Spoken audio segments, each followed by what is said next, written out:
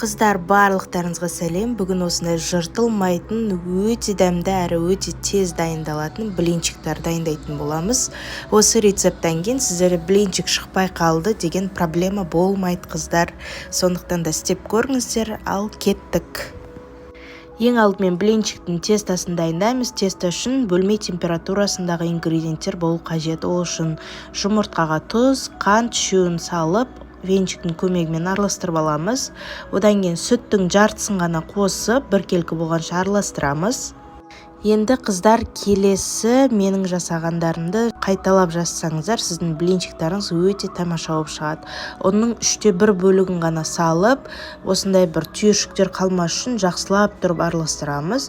Одан кейін тағы да кішкене бөлшегін ғана салып, оны да араластырып, осындай бір плотный масса шығады. Сол кезде үстіне сүттің тағы бір бөлшегін ғана құятын боламыз. Оны да біркелкі болғанша жақсылап тұрып араластырамыз. Біркелкі болғаннан кейін массамыз қалған сүтімізді қосамыз да жақсылап тұрып араластырамыз. Ешқандай түйіршік ештеңе қалмау керек. Біздің тестамыз гладкий болып шығу керек. Одан кейін қалған біз ұнымызды қосатын боламыз. Ұнымызды қосып, біркелкі болғанша араластырып, одан кейін барып сұйық майымызды қосамыз. Одан кейін қайнаған ыстық суымызды қосатын боламыз. Қыздар, бұл жерде айта кететін жайт, жаңа қайнаған ыстық суды құймаймыз. Суды қайнатамыз да бір 10 минуттай оны суытып қоямыз. Сол кезде сол суымызды тестаға құйсақ, тестамыз біздің пісіп кетпейтін болады.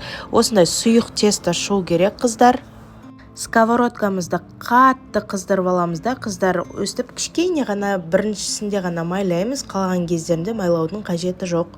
Осындай сұйық массамызды сковородкамыз көтеріп, кішкене өстіп айландыра отырып, тестамызды жайып аламыз да, екі жағын видеода көрсеткенде қуырып алатын боламыз.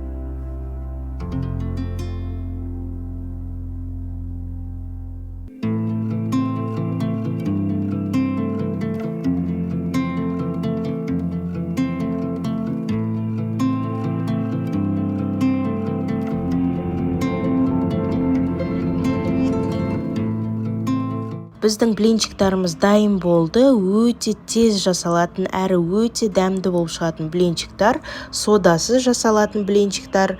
Осыны мёдпен, шоколадпен берсеңіздер, вообще дәмі суперский болып шығады. Істеп көріңіздер. Барлықтарыңызға сәттілік. Пока-пока.